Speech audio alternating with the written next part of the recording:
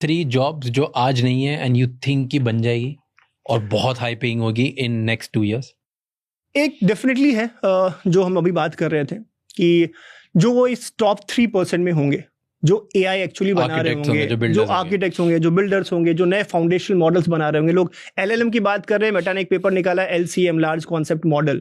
तो इसमें भी एडवांसमेंट की जरूरत है. जो इसको नेक्स्ट स्टेप पे ले जा रहे होंगे, that will be the insanely paid people. ठीक है, that's one space that I सी.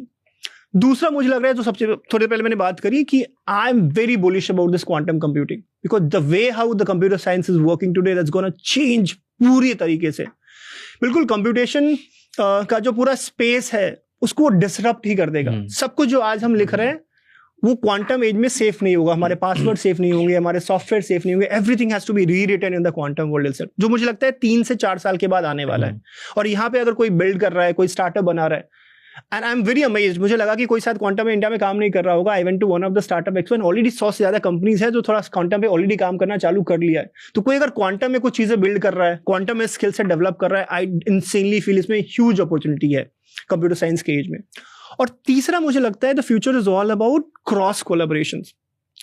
देखो जब इंजीनियरिंग चालू हुई थी, जब मैं एडमिशन ले रहा था तो वेल डिफाइंड इंजीनियरिंग ब्रांचेस थे. कंप्यूटर साइंस था, सिविल था, मैकेनिकल था, एक एक नाम के ब्रांचेस थे. फिर धीरे धीरे लोगों को लगने लगा कि बॉस लोग कंप्यूटर साइंस को लेके पागल हो रहे हैं, सबको कंप्यूटर साइंस चाहिए. तो प्राइवेट कॉलेज ने क्या करा, सब में कंप्यूटर साइंस का छिलका डालना चालू कर दिया. Electrical with computer science, electronics with computer science, mechanical with computer science, computer science के 5 variation, computer science with AI, computer science with data science, computer science with full stack development, जितने भी variations possible हो सकते थे, इस तरीके से चालू हो गया. अब लेटली क्या हुआ है, AI आ गया. AI is the new buzzword. आप देखो AI हर जगह. मैं शॉपिंग मॉल जाता हूँ और देखता हूँ भाई फ्रिज में AI है, AC में AI है. आप जिधर देखो उसमें आप माइक में बात करो, AI इनेबल्ड माइक, ताकि आपकी वॉइस को फिक्स कर दे. आगे अभी एक I was just looking at an ad, अभी मैं US में था और ऐड आ रही थी कि AI इनेबल्ड माइक, मैं जो भी बोल रहा हूँ वो हाथ क्या ट्रांसक्रिप्ट बनाते जा रहा है.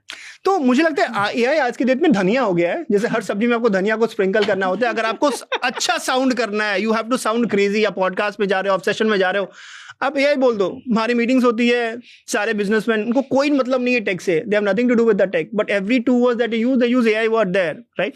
सो AI has become a new dhania. And इसी तरीके से तो because of this now there is something which is like जो थोड़ा सा बज है, but there is some reality and substance to also that कि AI is here to stay, right? AI ये जाने वाला नहीं है. तो in the coming days how I see is that things will be very much interlinked, right? आप कोई भी ब्रांच कर रहे हो, अगर मैकेनिकल है तो उसमें आपका AI इन्वॉल्व होगा, आपका इलेक्ट्रिकल है तो उसमें इन्वॉल्व होगा, और इंटरडिसिप्लिनरी चीजें हम काफी इवॉल्व करेंगे. और beautiful thing about the computer science is that कि almost every industry they need AI people, they need the computer science people. मैं कहता हूँ जब भी एक नई कंपनी चालू होती है, 4 सॉफ्टवेयर इंजीनियर्स का घर उससे चलता है. हर एक कंपनी को आज के डेट में वेबसाइट बनाना है, मोबाइल ऐप बनाना है, उसको स्मार्ट बनाना है.